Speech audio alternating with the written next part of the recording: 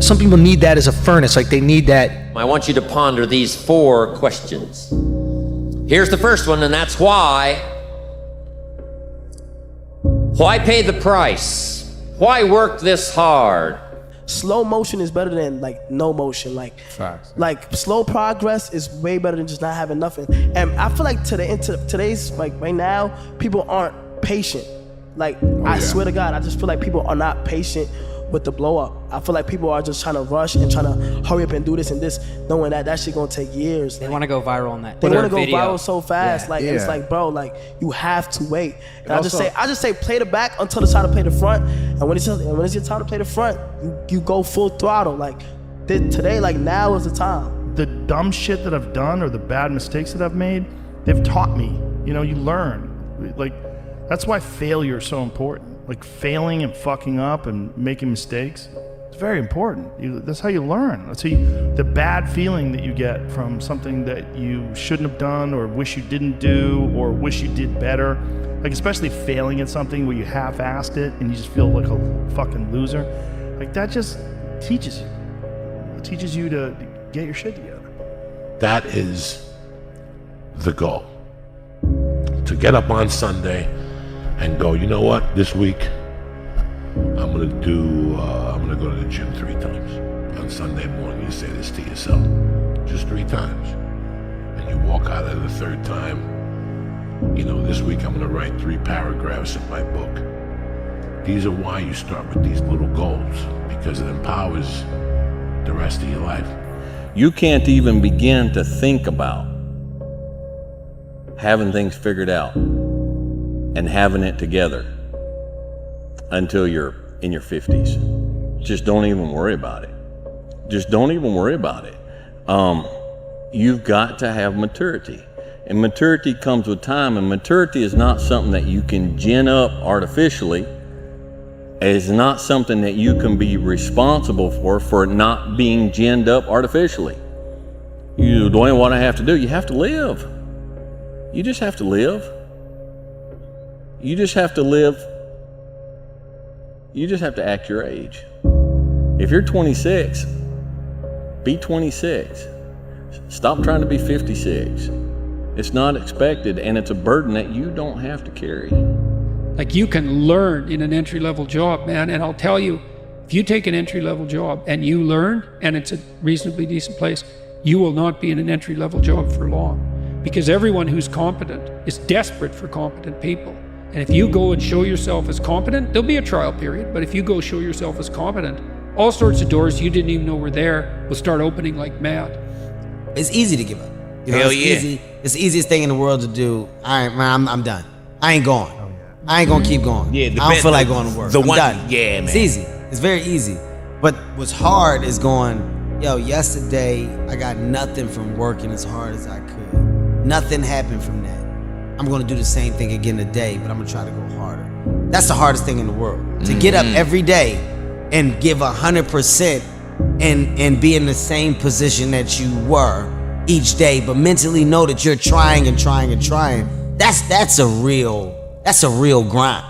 I think a lot of times folks, especially young folks who I tend to empathize with and speak to more often, they're not comfortable because they're going along with the society that's around them, and they're trying to fit in the framework of what everyone around them or on whatever social media they're on says that they should be, how they should look, how they should conduct themselves. And you can't be comfortable with yourself if you don't know who yourself is. And you can't know who yourself is if you don't stop looking at how everybody around you is and start looking at what makes you comfortable and what makes you uniquely you. There's roughly close to, I guess, about 8 billion people on this planet, but there's only one you. Would you stand out in the crowd? Not in a bad way. What makes you you doesn't need to be something that's immoral or obnoxious or uncomfortable, but just uniquely you. Just you. What's your morning routine like? Or do you have a morning routine that you like, or do you just kind of... Fasted cardio is what I like to do, or fasted yoga. That's my most recent thing, is I'm doing either 14 to 16 hours, depending upon what my day looks like. So intermittent fasting. And then I usually either like yoga or running in the morning. Today was running, and then I'll do something in the afternoon, either martial arts related or weightlifting related.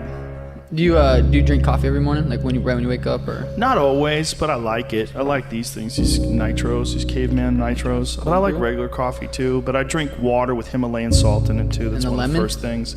Yeah, I put a little lemon in there too. Do that every morning? Sometimes I throw a little cayenne pepper in that motherfucker. Wow. Any apple cider, ever vinegar? I do that stuff sometimes too. I take a lot of probiotics. Those are I eat a lot of kimchi. I find like kimchi and game meat is like, I've been on this kick for the past 3 or 4 months where I just eat kimchi and elk like 3-4 times a week. I'm eating that stuff. Yeah. Dude, it's hard when you eat some elk before bed and you wake up hard as a rock, wanting to fuck people up too. You're like, what the fuck? People don't know, man. Dude, they don't know. You're eating a super athlete. If you eat elk, you're literally eating a super athlete. You know? How long's your training routine take you? Generally 2 hours. A regular day for me is 2 hours. But it depends. One of the things I do is I use, when it comes to training like with weights and kettlebells, I treat kettlebells like it's a skill.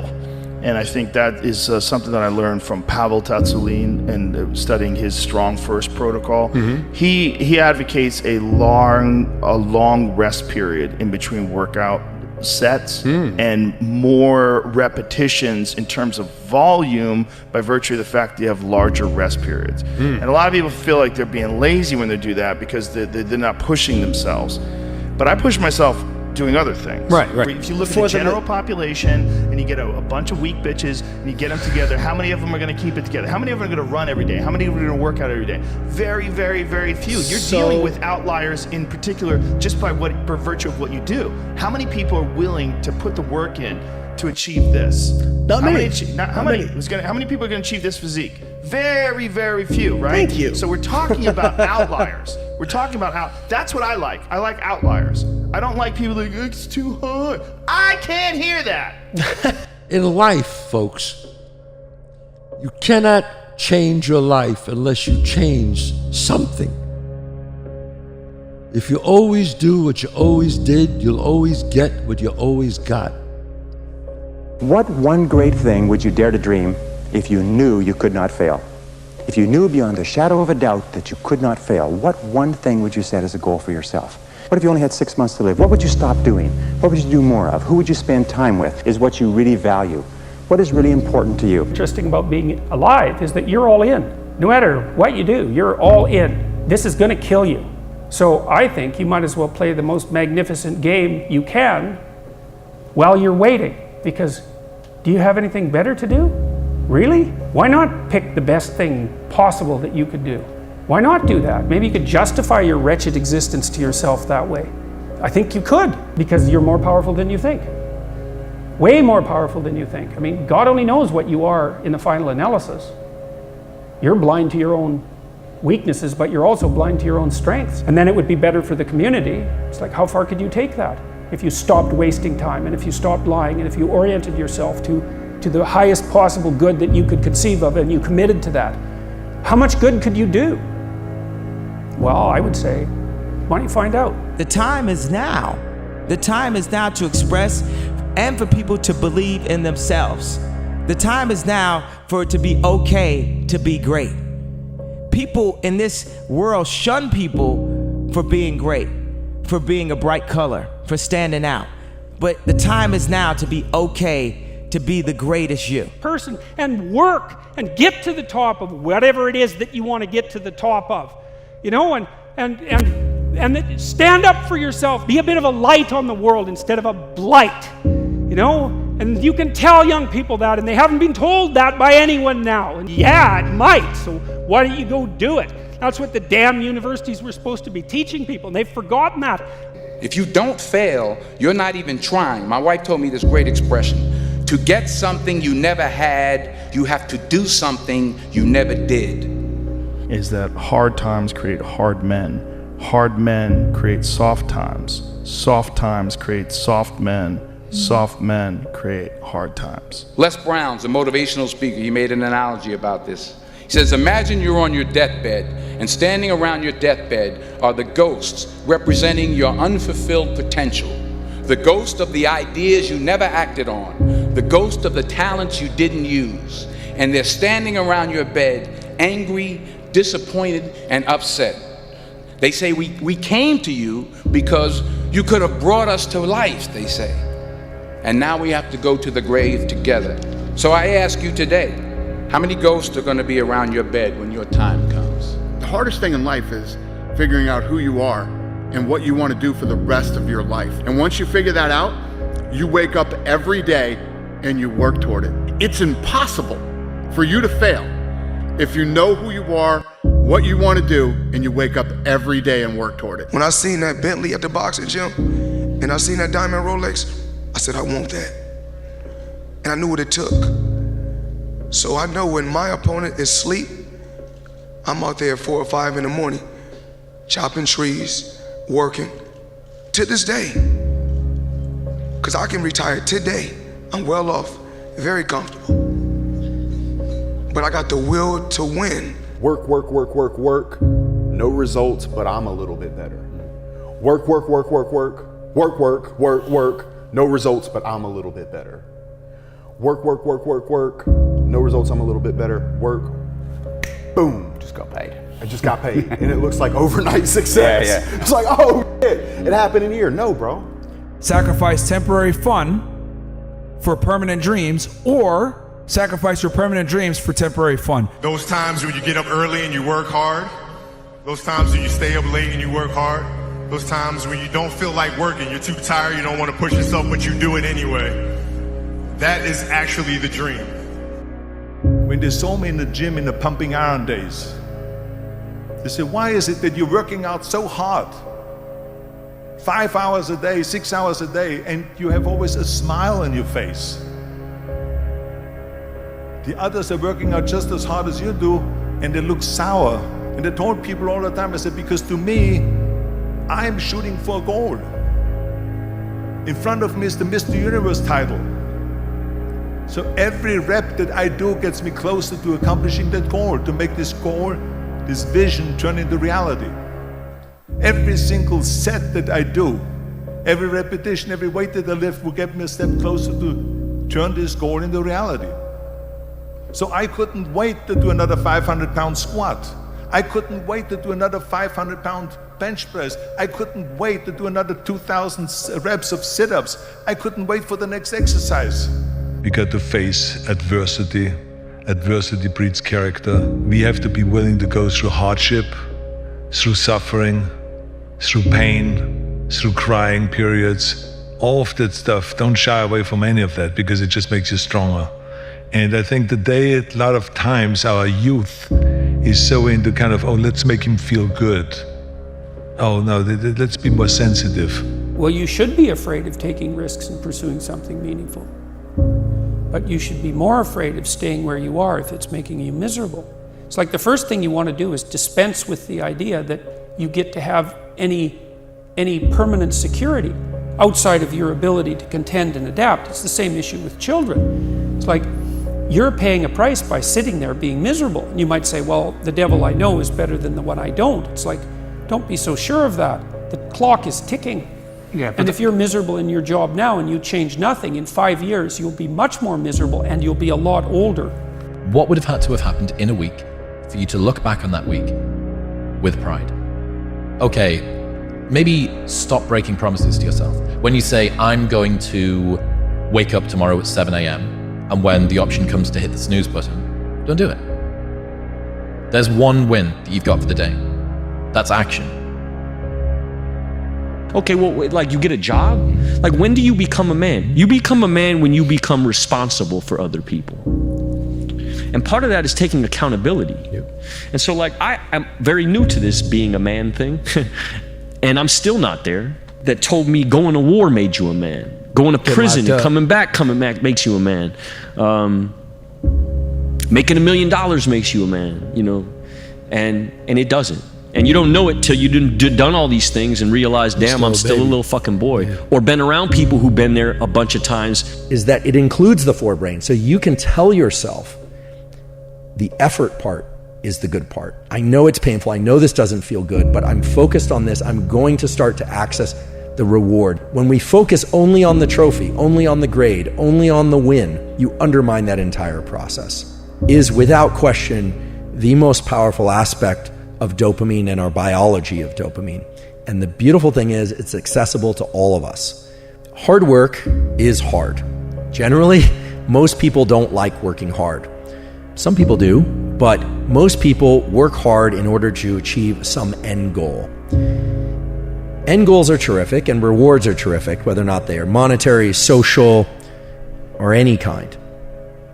However, working hard at something for sake of a reward that comes afterward can make the hard work much more challenging and make us much less likely to lean into hard work in the future. There's a classic experiment done actually at Stanford many years ago in which children in nursery school and kindergarten drew pictures. And they drew pictures because they like to draw.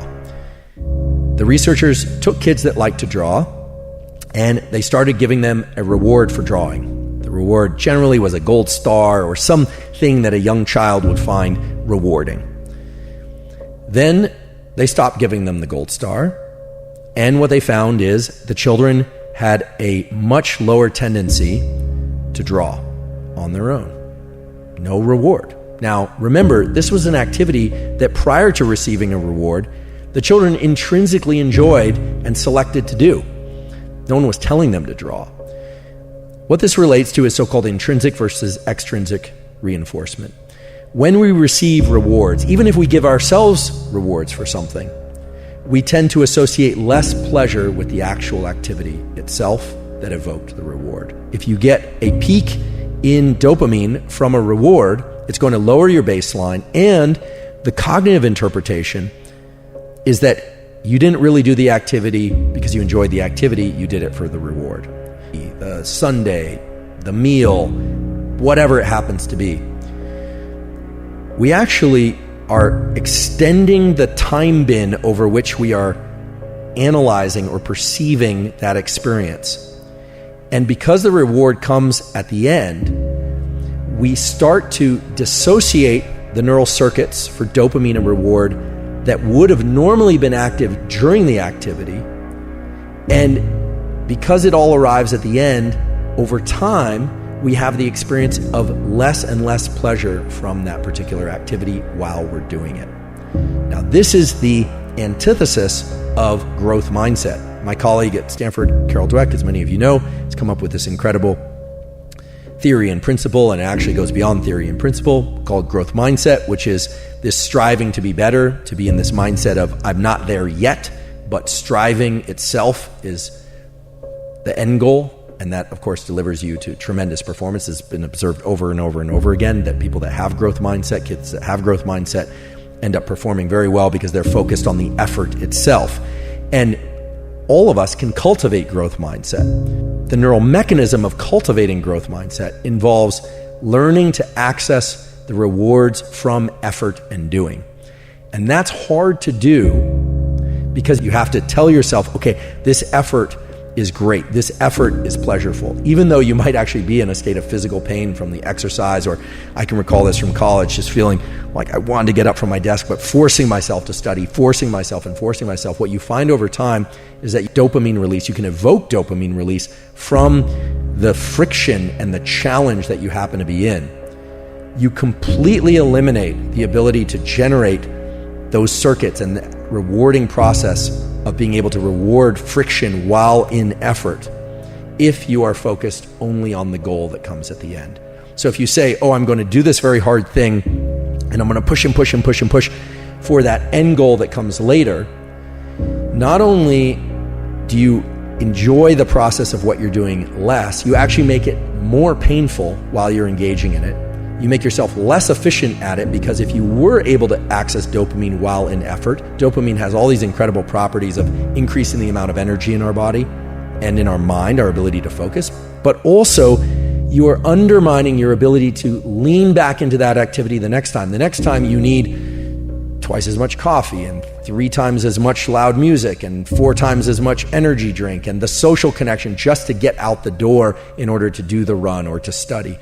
So what's more beneficial, feeling of friction and effort to an internally generated reward system. You're not just pursuing the things that are innately pleasurable, is that it includes the forebrain. So you can tell yourself the effort part is the good part. I know it's painful. I know this doesn't feel good, but I'm focused on this. I'm going to start to access the reward. You will find the rewards, meaning the dopamine release inside of effort if you repeat this over and over again.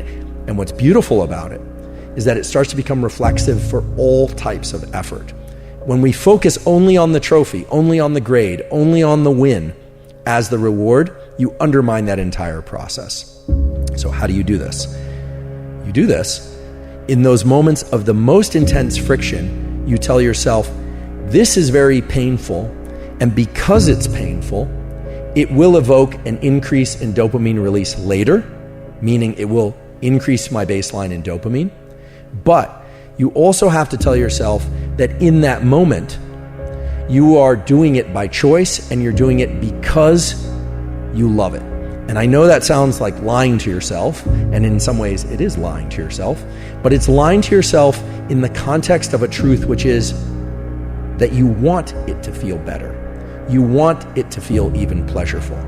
Now, this is very far and away different from thinking about the reward that comes at the end, the hot fudge sundae for after you cross the finish line, and you can replace hot fudge sundae with whatever reward happens to be appealing to you.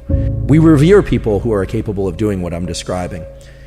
David Goggins comes to mind as a really good example. Many of you are probably familiar with David Goggins, former Navy SEAL, who essentially has made a post-military career out of explaining and sharing his process of turning the effort into the reward. The ability to access this pleasure from effort aspect of our dopaminergic circuitry is without question the most powerful aspect. And the beautiful thing is it's accessible to all of us.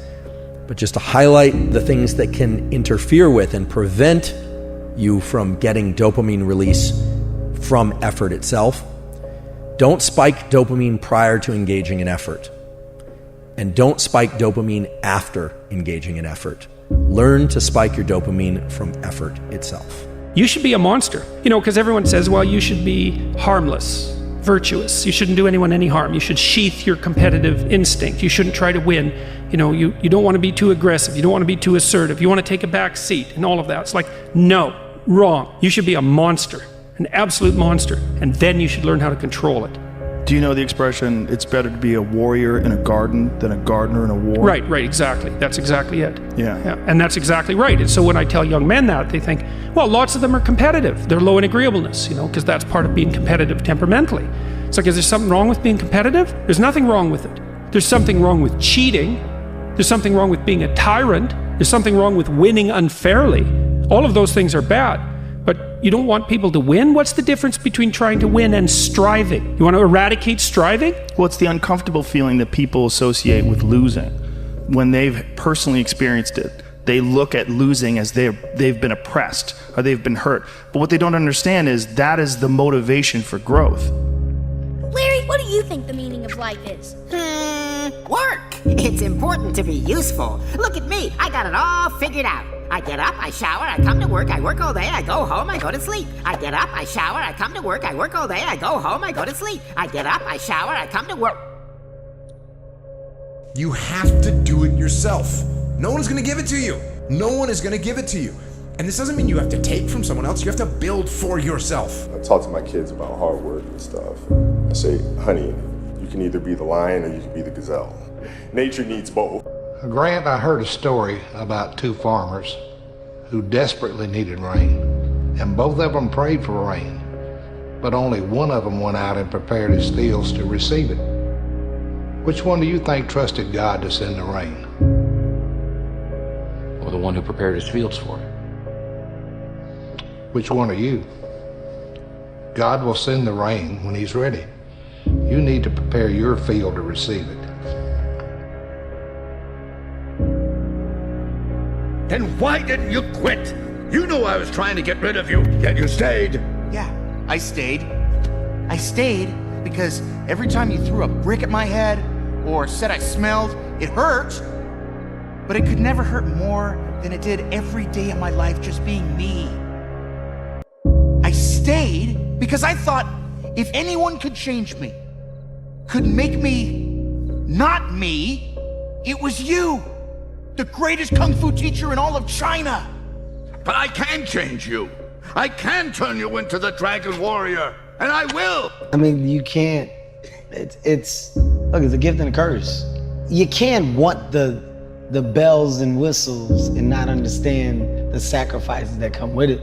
The work that goes into building things, sometimes you gotta be hands-on until you don't have to be. And the grind that goes with that is one that's necessary. And what the you need to sit there and realize, whoa. I have a few years of consciousness, and even less than that, I have a few short years as a young man, because age will damage you. I mean, if you're a millionaire when you're 60, it's not nearly as good as being a millionaire at my age. I became a millionaire at 28. So you need to realize you've got a few short years as a young man, you're wasting it.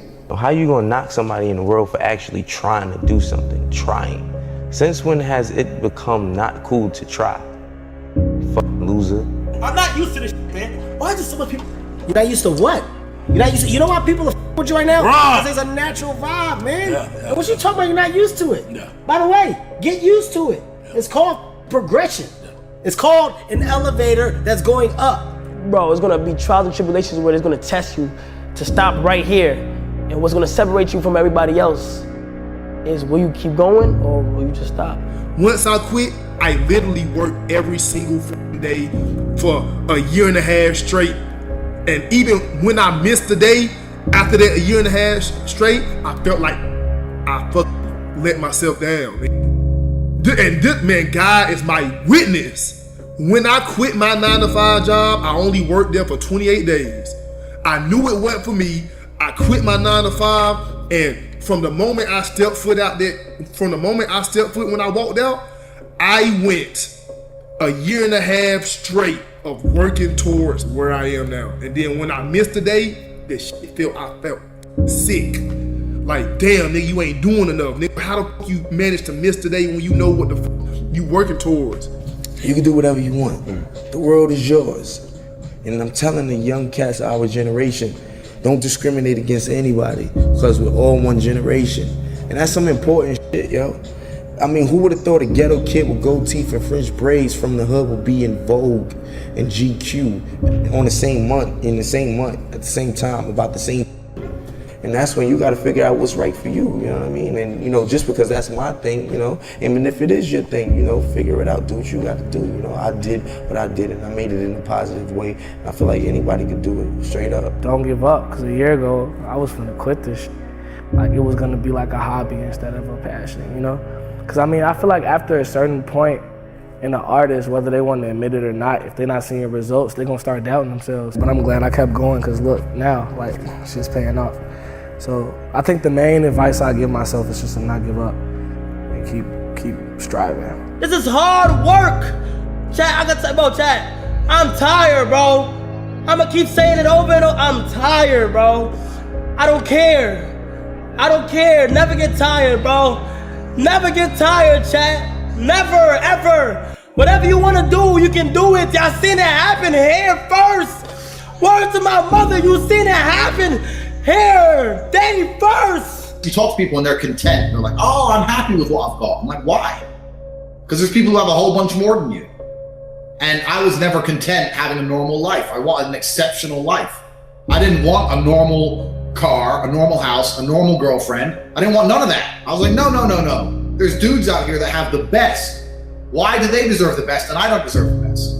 I really believe that. And this is something I've always had inside me. I just didn't understand why I couldn't have the best stuff. Me alone in the gym, me alone in the mirror, me alone in my head. No one did it for me. I worked for it, and I'm never gonna let someone else take that from me. Your dreams is a lonely, solitary, scary, dangerous pursuit. You can't wait for somebody to think you can do it. And it's like, because they don't think you can do nothing they can't do. Exactly, bingo. Right? You know what I mean? It's like, It's a lonely, scary, dangerous pursuit, and you got to be willing to risk everything to become that seed of what you believe is in there. You got to be fearless. You got to be relentless. If you think about the difference between winners and losers, winners define themselves by what they made happen, and losers define themselves by what happened to them. And every single person who wants to do something with their life and has done something with their life has gone through the exact chapter that you're going through. And it's the lonely chapter. It's the chapter where you don't fit in with your own friends, but you don't have the outcomes yet to fit into a new group of friends. And you're doing this thing, you're consuming content on the internet, you're doing these free tutorials online to try and figure out how to set up a podcast and where do I host this thing? And then you're going through this and you're like, is this even worth it? Because you have no signs of success, right? But if there's anything that you can take away from what we're saying right now, is that the sign of success is the hate that you get along the way. And what you can't do is bend the knee to their hate and fit back into the conformity because it's comfortable and it's warm. Because like in the Matrix, when Trinity opens the door, when Neo's about to go take the red pill and he wants to get out of the car, she says, Neo, you've been down that road and you know exactly where it leads. And I know that's not where you want to be. And then he closes the door. Like right now, this moment that you're going through is Trinity opening the door and being like, you could go back, but then you'd have to remember exactly what the reason was that you decided not to go out to begin with, just because you listen to this podcast and you consume this content, you're like, I can do more than this. Like, because you are starting to live in some of that, how where you look in the mirror and you're like, I can do more. And you start to see the person that you could be. And you're like, this does start to feel like hell. The more time you spend alone with yourself, the more time that you will be able to understand who you are. When I mean understand who you are, I'm talking about without any outside interference, without any friends, without any peer pressure of wanting to be like someone else. The more time you spend alone, you're going to figure out, okay, what your purpose is. And I say that because of this. God will talk to you. You start seeking in those moments of not having any outside distractions. What happens is things become clear. Clarity sets in. And you're able to make decisions not based on what you saw that day or what you heard that day or what that person may have said to you. You're able to make decisions based on how you feel internally. Okay? So number one, we have winners always show up. They're willing to lose in order to gain.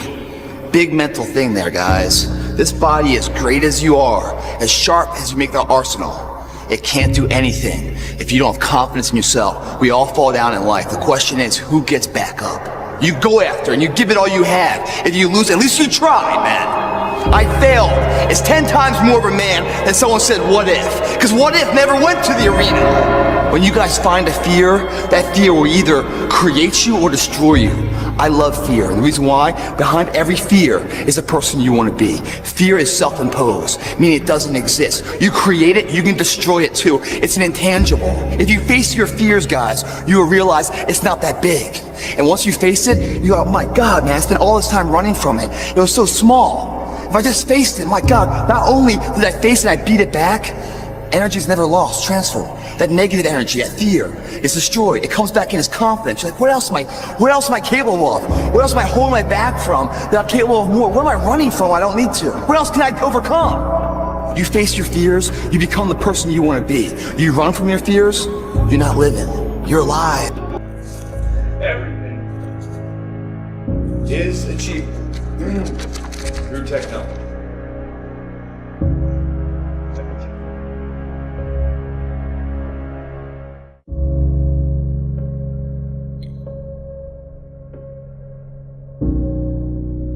Tony, you're too young to understand this right now, so I thought I would put it on film for you. I built this for you. And someday you'll realize that it represents a whole lot more than just people's inventions. It represents my life's work. This is the key to the future. I'm limited by the technology of my time, but one day you'll figure this out. And when you do, you will change the world. What is and always will be my greatest creation is you.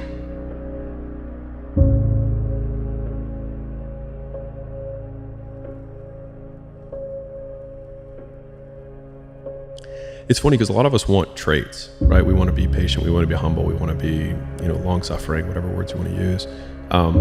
But in order to, if I would say, hey, how would you create, if you had to create a human, what would you put them through to make them tough? It probably wouldn't be a really chill life. Yeah. What would you put them through to make them patient? Well, you probably wouldn't give them things immediately. And so it's like we want these traits, but each of the traits has a price tag attached to it. And it's just like, do you want to pay the price tag to get the thing? And so I think if people reframed the period of life that they're going through as the price that they're paying out of their wallet, but the wallet is their time, is the seconds of life that they're trading for it, then I think more people would be willing to make the trade. Because at least when I look at myself, like when I'm 80 something years old and I'm looking back on my life, I want to have these traits. But in order to have those traits, I know I have to go through these things. And I think for me, that's given me a lot of comfort in hard times. It to you, but what people call love is just a chemical reaction that compels animals to breed. It hits hard, Morty, then it slowly fades, leaving you stranded in a failing marriage. I did it, your parents are gonna do it. Break the cycle, Morty. Rise above. Focus on science. The key in life is to lie to yourself about reality. Smile through everything. All the bad things, well, you just pile them away in a place that will come back one day in the form of, I don't know, rage? But everything's fine. I'll see you in bed. Listen, man, you may have given up on yourself, but your friends haven't given up on you. Are you just gonna turn your back on them and sit and eat borscht the rest of your life? Or are you gonna get out there and jump through that tiny little hoop? It is impossible. It was always impossible, Vitaly. That's why the people loved it.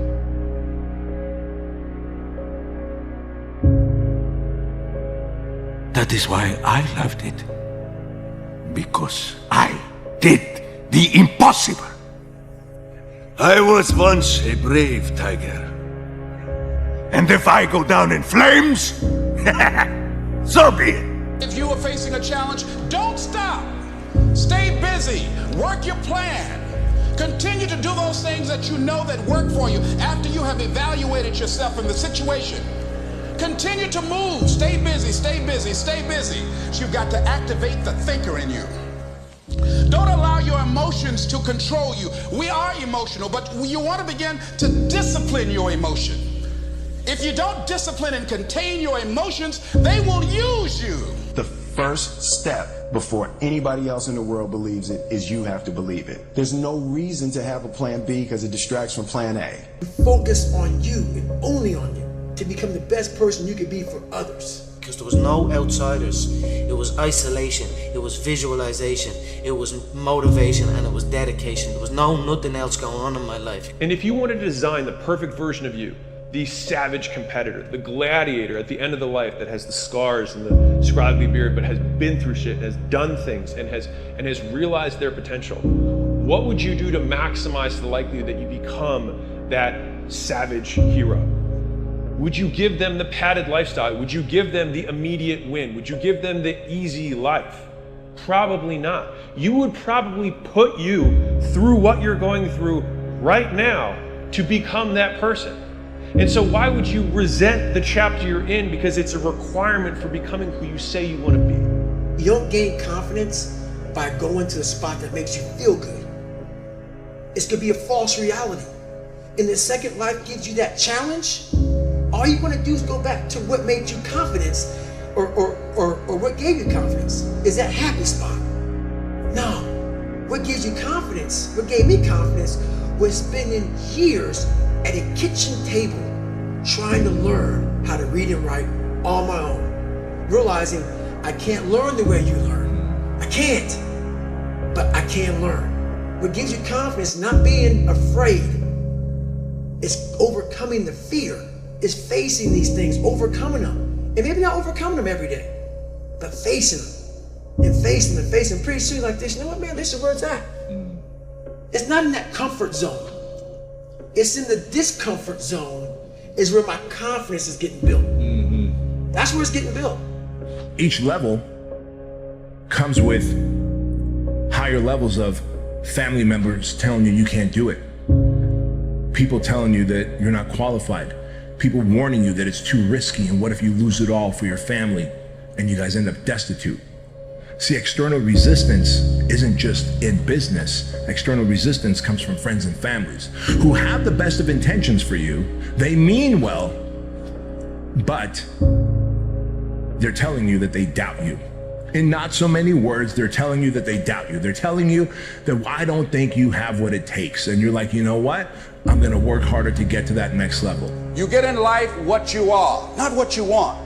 See, the good news is that we can always become more by working to develop ourselves. So the first process of making this your decade, you've got to begin to take a look at your life and look at where are you right now? What are your strengths? What are your weaknesses? What gives your life a sense of fulfillment, a sense of joy? What does a full, rich life means to you? What is it that you could love doing 7 days a week? You have to do it yourself. No one's gonna give it to you. Reminder that if you want to be exceptional, you're going to be different from everyone else. That's what makes you exceptional.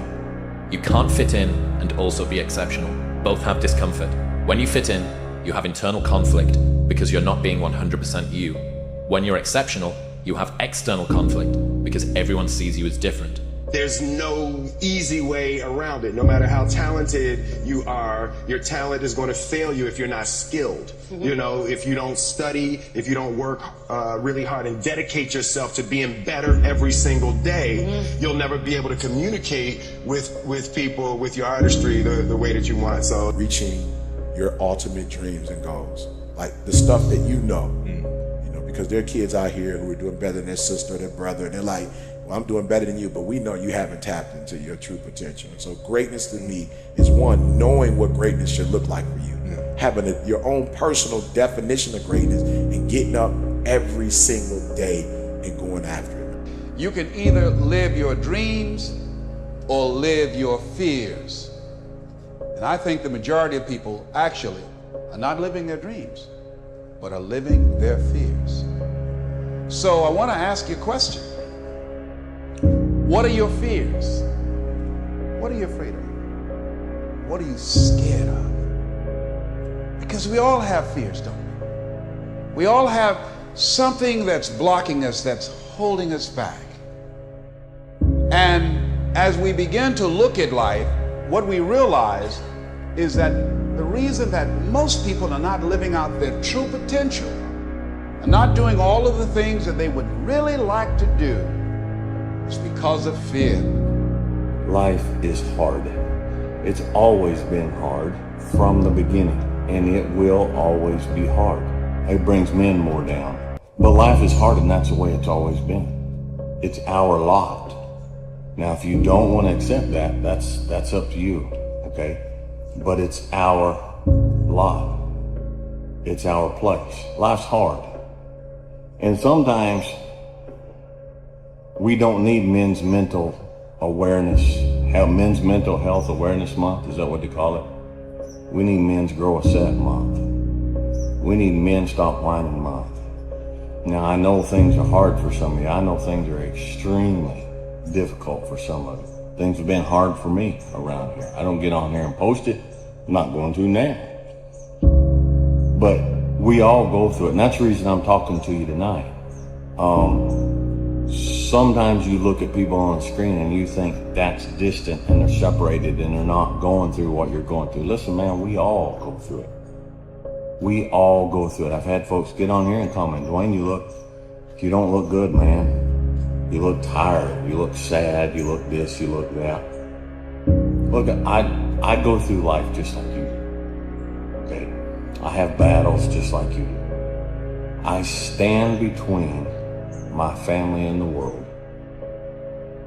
just like you do. The only thing I could control is that I would work, is that I would get better. And the key point there was that it wasn't just working for work's sake, it was working with the intention to improve. And so you want to do repetitions because by doing things more times you get better at them, typically just by accident. But if you're deliberate about the point of doing this, and when I started working at a gym, going from a white collar job, it wasn't because I wanted to become a trainer for the rest of my life.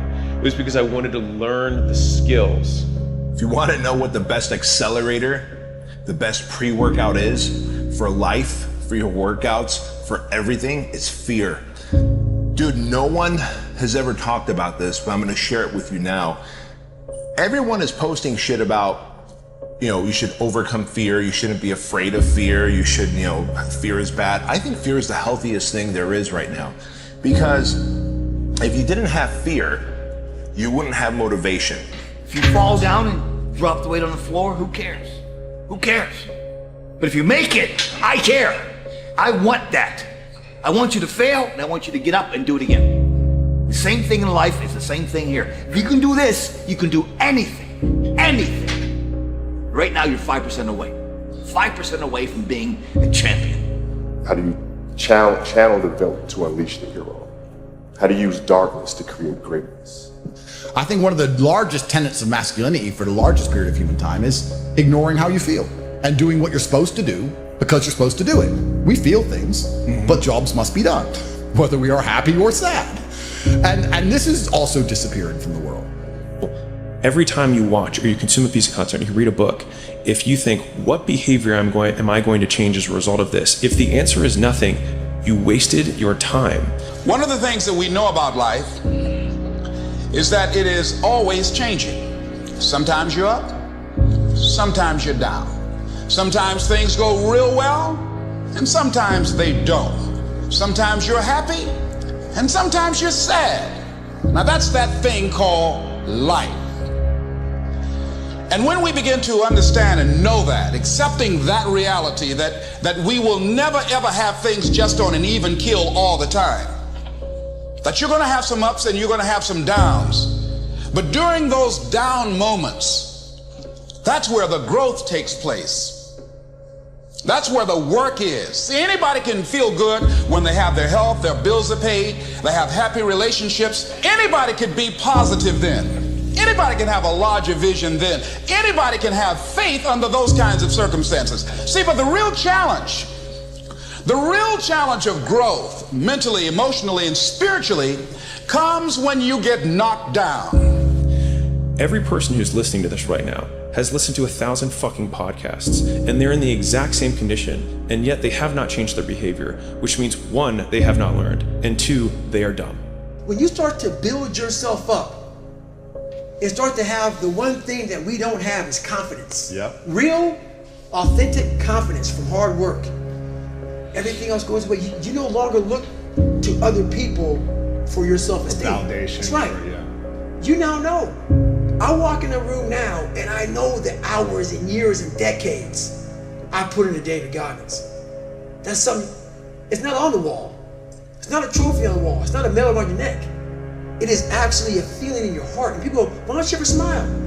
I don't have to. To alleviate fear, you do not alleviate what causes fear. You help alleviate the reaction to what causes fear. Because I can't go out there and remove every single plastic bag on this planet. I can't remove every dog in the yard of the house that you're driving by. I can't go out there and tell the log trucks, everybody stop and park your trucks, because I'm riding horses today, okay? Your job is not to take away what causes fear. Your job is to take away the fear. There's a big difference. Successful people see opportunity in every failure. Normal people see failure in every opportunity. Both are right, only one gets rich. Those daily disciplines are going to give you the long-term strategic success. I want you to think about that every day. Long-term strategic success. That's how we think.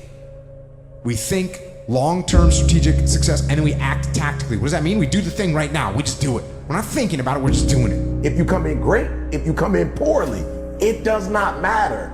You have to do life. And if you're smart, you do life on your terms and you don't let life make you do it on its terms. Congratulations. You achieved failure. Failure has been achieved, thank God. Now, the only place to go from failure is to win. You have to achieve failure. You have to take it that far. Nobody wants to go that far. It's too scary.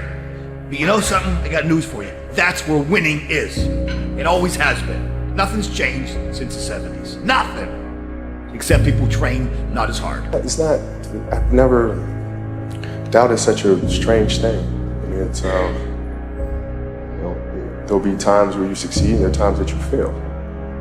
So wasting your time doubting whether you're going to be successful or not is pointless. So you need to kind of check your balance so that you don't get out of balance. So then if that thing that you have committed some resources to, if it doesn't work out the way you want, you're still okay. You don't get swept and get caught in a bad position. Make sure that you have a plan and do a risk assessment to make sure that if the commitment that you made doesn't work out, you don't fall and get crushed. And if you can do that, it'll make life easier. You have to understand, whether good economy or bad economy, it's difficult to be successful. It is difficult to be financially successful. And think about all great things in life. Aren't all the best things in life difficult to achieve? I can tell you this, that abs are difficult to achieve. Easy to maintain, difficult to achieve, because it takes zero motivation, zero self-inspiration, zero discipline to sit on the couch and keep eating bonbons.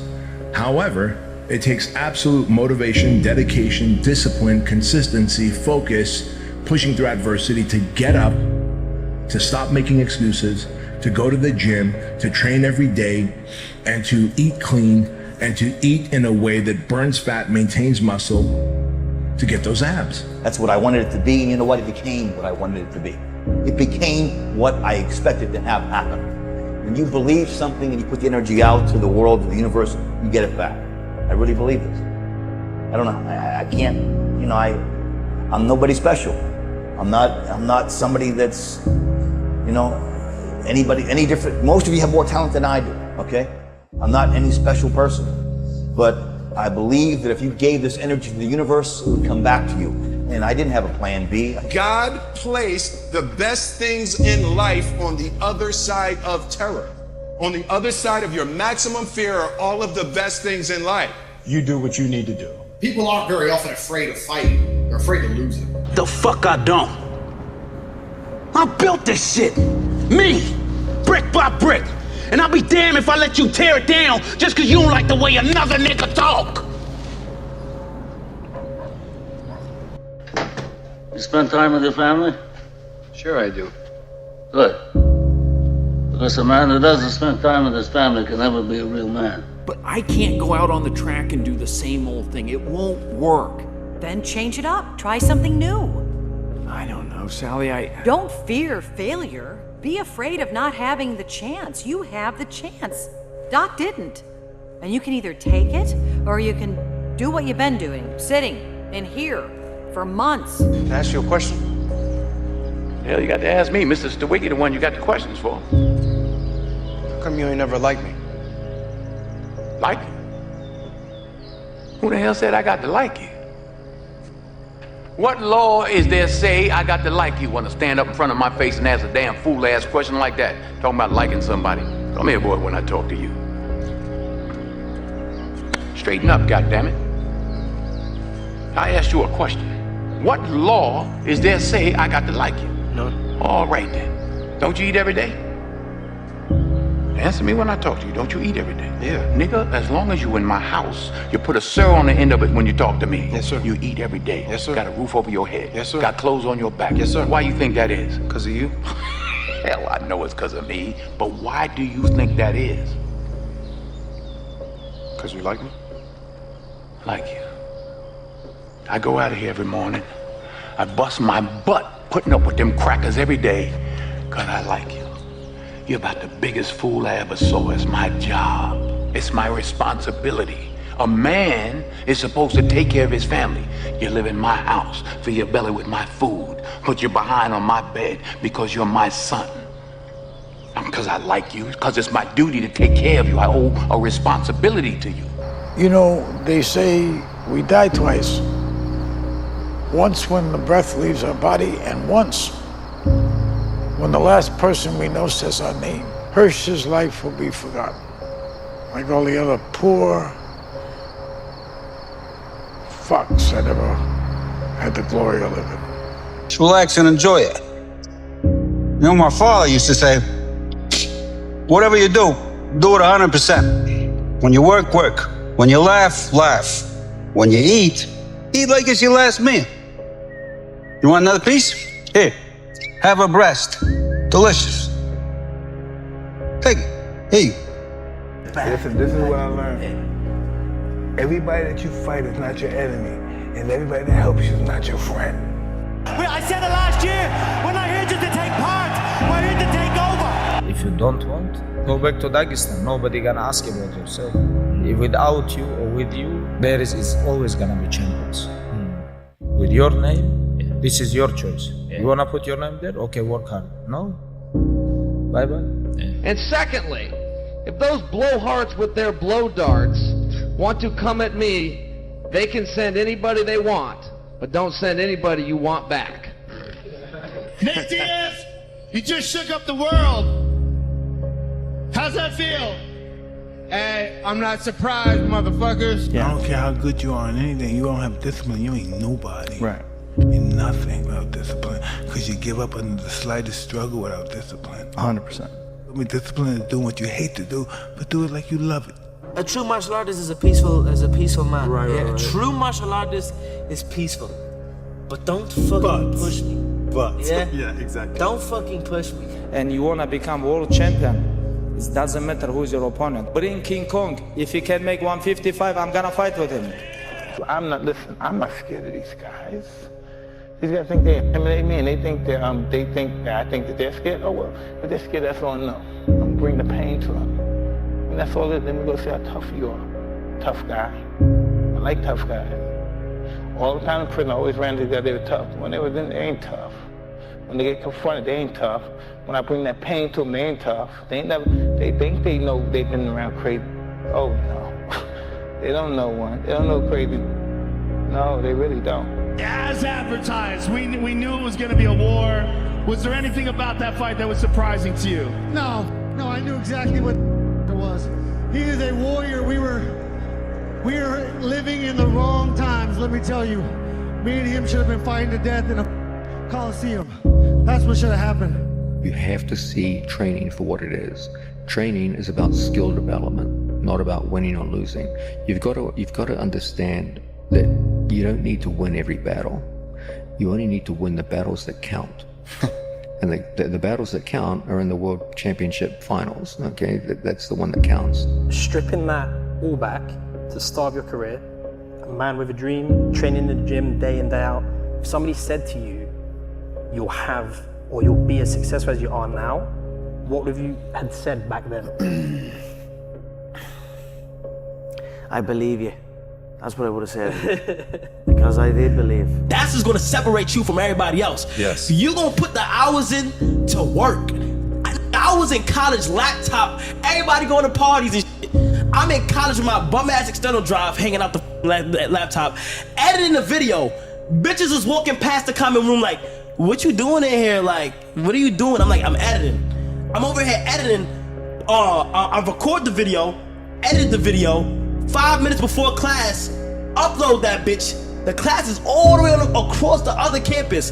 I upload, make sure I upload, and I'm sprinting across the campus to go to my class, go to the class, and that video probably flopped. You feel me? Like, people think everything gonna be easy too. Like, numbers, don't worry about the numbers, bro. You feel what I'm saying? Like, I post so much videos that don't flop in my past that didn't get me nowhere, but it's just the adrenaline of working. Like, well, I think balance is very important to happiness, and I think you can become incredibly obsessed on one goal.